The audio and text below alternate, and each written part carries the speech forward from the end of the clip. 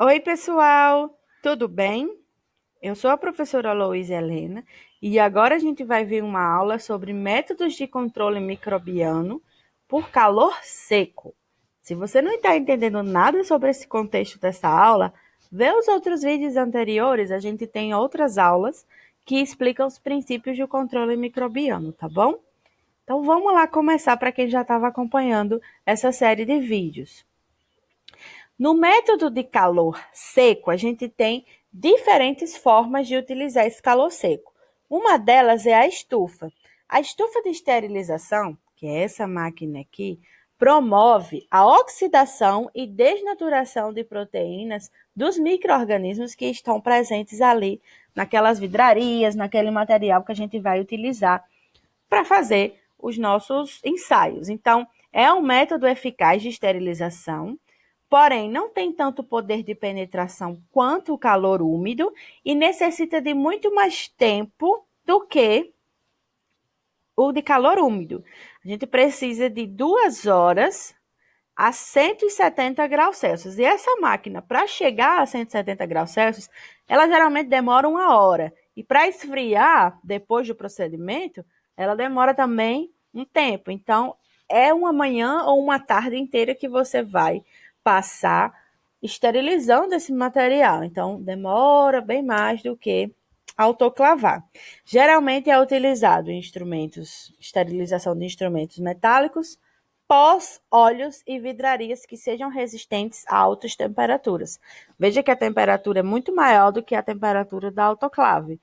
Porém, é utilizado em materiais onde a gente não pode utilizar calor, por exemplo, em pós, quando a gente quer deixar ainda mais seco e esterilizado. Então, utiliza-se a estufa, ok?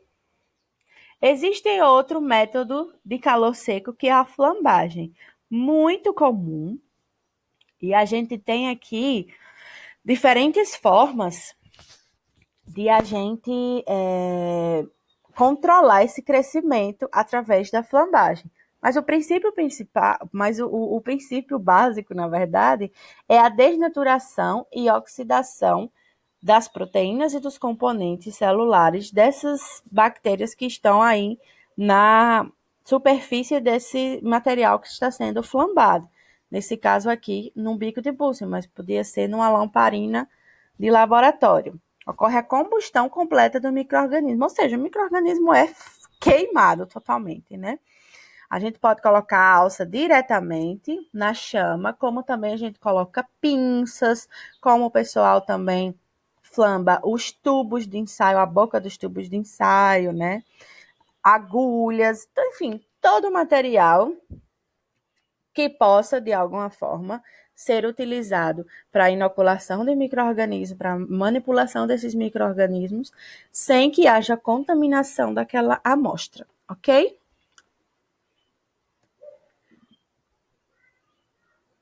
A gente também tem os métodos de controle sem o uso de calor.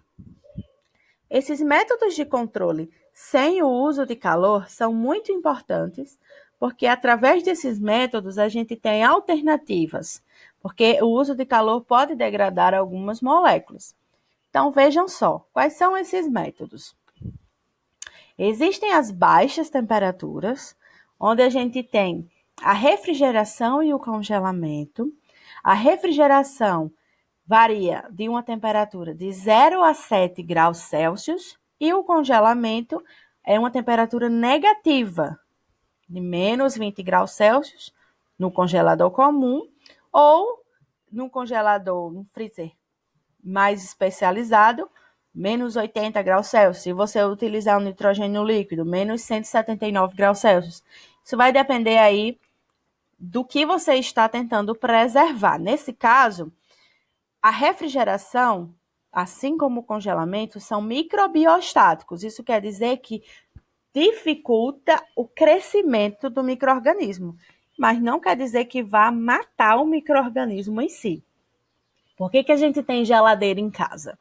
Por que ao invés de chegar no supermercado, a gente pega todo o material e dispõe nos armários? Carne, frutas. Por que a maioria desses materiais orgânicos a gente coloca dentro da geladeira? Porque esses materiais, eles entram em estado de putrefação muito rápido. Por quê? Porque os micro-organismos colonizam esses materiais. Então, a gente precisa fazer com que esses micro-organismos cresçam de uma forma mais lenta para que a gente tenha tempo de consumir esses materiais ao longo da semana. Então, é importante utilizar o método de refrigeração. Os micro-organismos ainda conseguem crescer? Sim, principalmente os psicrófilos. Eles crescem lentamente, como as pseudomonas conseguem crescer. E eles são psicrófilos por quê? Porque, além de aguentar essa temperatura gelada, alguns deles gostam de crescer nessas temperaturas mais frias. Quando o micro-organismo está sob refrigeração, ocorre a diminuição do seu metabolismo, da taxa de crescimento da população e da sua atividade enzimática. Já o congelamento forma cristais de gelo dentro do micro-organismo e pode acabar rompendo as membranas. Mas o congelamento não é uma forma de esterilização, ela é uma forma de conservação. Preserva alimentos, tanto comercialmente, em indústrias, quanto residencialmente, domesticamente. Pode ser utilizado também para preservar micro-organismos em ambientes laboratoriais, quando a gente precisa preservar algumas cepas microbianas, tá bom? Então, existem essas duas diferenças. Quando a gente congela algo, a gente aumenta a vida útil muito mais do que a refrigeração, porque poucos micro-organismos conseguem crescer em temperaturas tão baixas. É quase, principalmente aqui nos trópicos, né? É muito difícil isso acontecer. Outro método que não utiliza calor é o método utilizando radiação. Nós temos aqui o exemplo, a radiação UV, que é muito utilizada na microbiologia. A radiação UV, ela altera o DNA do micro-organismo através da formação de dímeros de timina, da ação da luz UV. Existe a lâmpada UV em diferentes espaços, tanto hospitalares quanto de laboratório, e vamos dizer assim, muito importante para neutralizar os micro-organismos, porém, ela não tem uma ação de esterilização. Ela tem uma ação muito mais superficial, porque ela não tem um poder tão penetrante. Se você colocar um pano entre a colônia de micro-organismos e a própria radiação UV, esses micro-organismos vão acabar crescendo. Por quê? Porque a UV não é penetrante. Ela não atravessa sólidos, não atravessa líquidos. Então, não dá para a gente esterilizar um meio de cultura, por exemplo, por radiação ultravioleta. A gente geralmente utiliza para destruir micro-organismos que estão na superfície. Então, a gente limpa a superfície, higieniza tudo e aplica a radiação para eliminar aqueles micro-organismos que ainda estão lá, né? As lâmpadas UV estão nas cabines de biossegurança, em centros cirúrgicos e em outros ambientes que sejam necessários.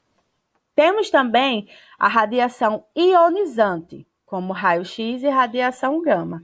Essas são mais potentes, são mais prejudiciais aos micro-organismos, pode atingir proteínas, atingem DNA e são muito mais penetrantes. Podem ser esterilizantes, né?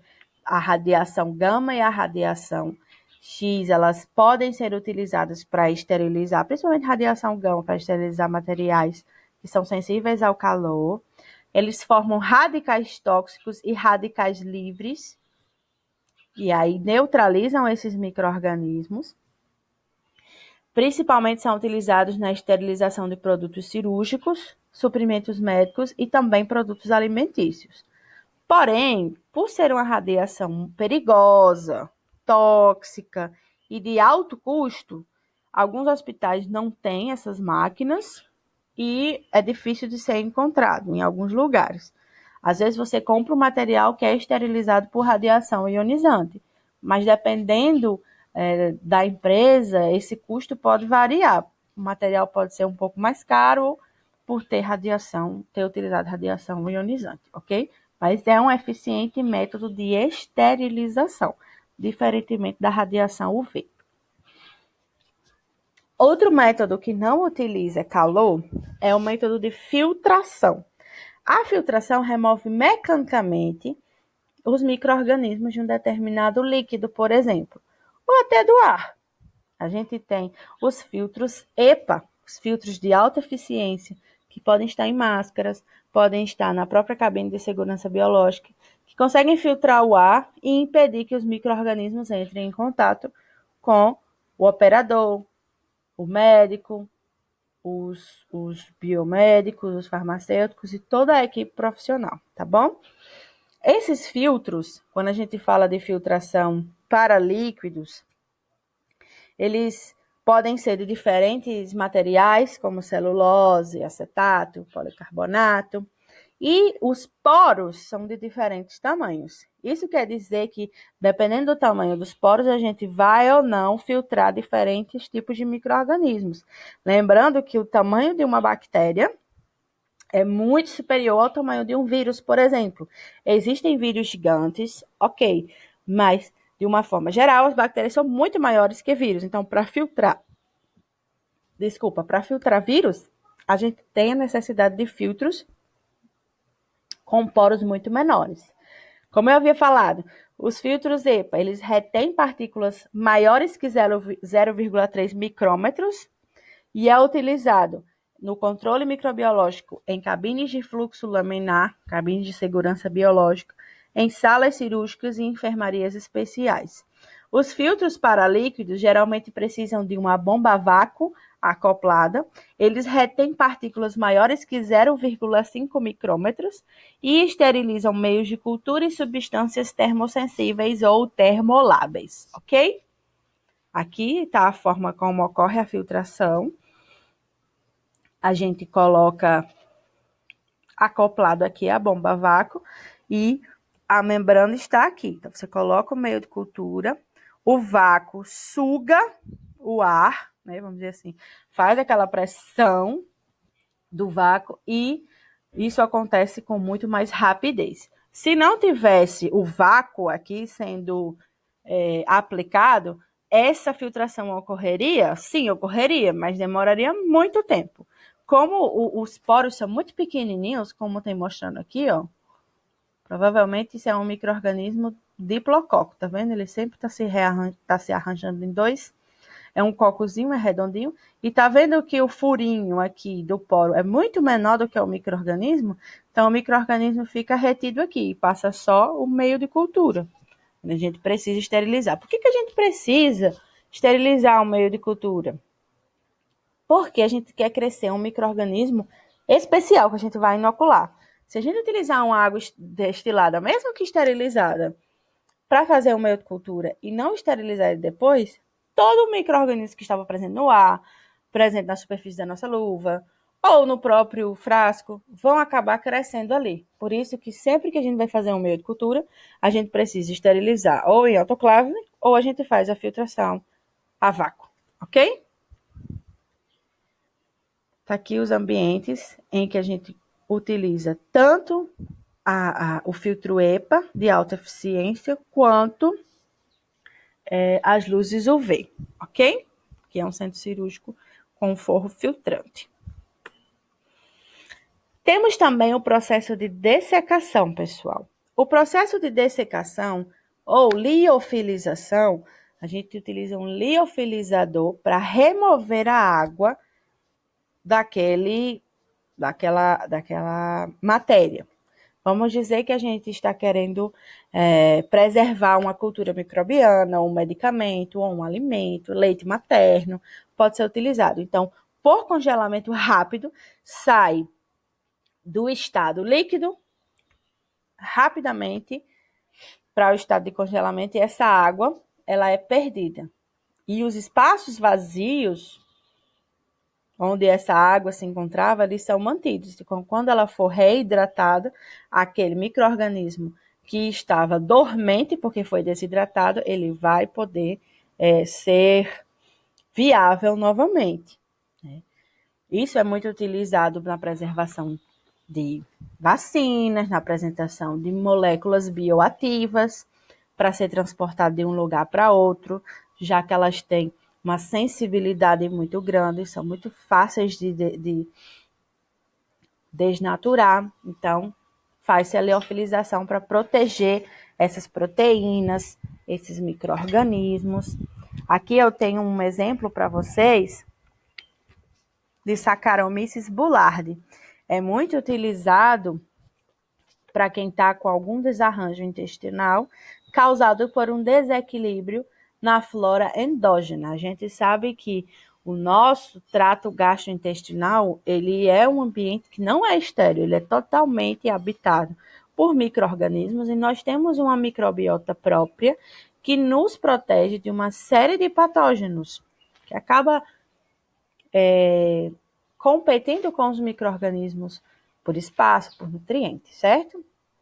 Então, é importante que a gente saiba que dentro dessas cápsulas está cheio de micro-organismo liofilizado, ou seja, está cheio de Saccharomyces boulardii aqui dentro, que é uma levedura, que depois que você toma, coloca a água, ela chega lá no seu trato gastrointestinal, que ela consegue atingir, ela vai crescer e vai competir por espaço e é um micro-organismo benéfico e vai acabar neutralizando aí os micro-organismos que estão lhe fazendo mal. Então, tem essa forma de liofilizar também.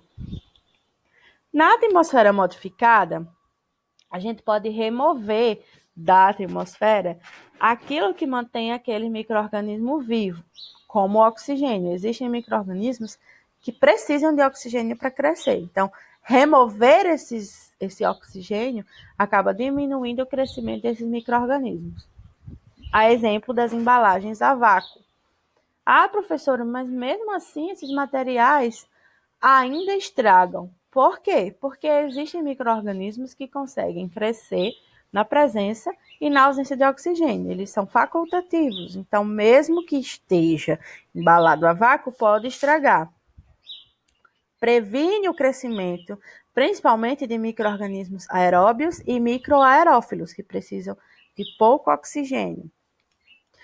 Os anaeróbios obrigatórios são neutralizados pela adição de oxigênio. Então, a gente adiciona oxigênio onde ele vive, né? Existem as câmaras hiperbáricas, que são utilizadas aí na terapêutica como um tratamento acessório, quando o indivíduo ele está infectado com algum micro-organismo anaeróbio, que ele recebe aí 100% de oxigênio, oxigena o tecido e aí consegue limitar o crescimento daquele micro-organismo, que esse micro-organismo anaeróbio ele não tem um arcabouço enzimático para crescer na presença de oxigênio, porque o oxigênio vai gerar radicais livres e aí ele não vai ter esse arcabouço enzimático para neutralizar isso. Então, é importante levar isso em consideração. Lembra que às vezes quando a gente sofre um corte ou alguma coisa, dizem assim, olha, depois abre um pouquinho esse curativo aí para não abafar, porque se abafar isso aí, vai acabar crescendo micro-organismos. É porque alguns micro-organismos patogênicos, eles são anaeróbios, né? Então, se você abafa demais, você impede que o oxigênio entre em contato ali naquele espaço e acaba promovendo o crescimento de micro-organismos anaeróbios, que podem ser potencialmente fatais e causar, inclusive fascite necrosante, gangrena gasosa, né? E você pode perder um membro e tudo. Então, é importante oxigenar os tecidos, né? Porque nós precisamos de oxigênio enquanto seres humanos. Além disso, nós temos a pressão osmótica. Por último, né? O aumento da concentração de sais, o aumento da concentração de açúcares, faz com que os micro-organismos não consigam crescer na presença de tanto açúcar e de tanto sal, que eles acabam perdendo água para o meio ambiente por osmose. Então, é bem semelhante ao ressecamento, porque os tecidos acabam ressecando. A gente tem os alimentos curados aí com bastante sal, como os embutidos, são bastante utilizados para conservar carne crua. Lembra que existe um ditado muito comum que é salga para não perder? Quando a sua mãe ou você mesmo, né? Ou alguém da sua família, alguma referência de culinária, seu pai, sua avó, seu avô, pega aí uma carne que ele quer conservar, corta a carne e passa bastante sal nessa carne. E aí conserva essa carne por muito mais tempo em refrigeração. Por quê? Porque o sal, ele faz com que os micro-organismos não consigam crescer ali, tá bom? Além disso, as frutas, as compotas com bastante açúcar, é difícil de estragar. Dura muitos meses, principalmente em refrigeração. Por quê? Porque o micro-organismo não consegue crescer com aquela quantidade absurda de açúcar, certo? Os fungos, eles são um pouquinho mais resistentes para crescer em altas concentrações de tanto sais quanto açúcares, tá? Mas, em geral, as bactérias, elas conseguem ser controladas, tá bom? Esses alimentos curados ou alimentos com muito açúcar. E aqui nós temos um apanhado geral de todos os métodos que foram vistos. É importante que vocês percebam as diferenças e é importante que vocês, se quiser dar um print, alguma coisa assim, o faça para que você saiba que para cada tipo de método físico, a gente tem diferentes abordagens, né? A gente tem diferentes formas de fazer, tá bom? Não perca os próximos vídeos dessa série. Se você gostou, dá um joinha, compartilha com seus amigos. Se surgiu alguma dúvida, comenta aqui embaixo, tá bom? Meu nome é professora Lois Helena e até a próxima aula. Tchau!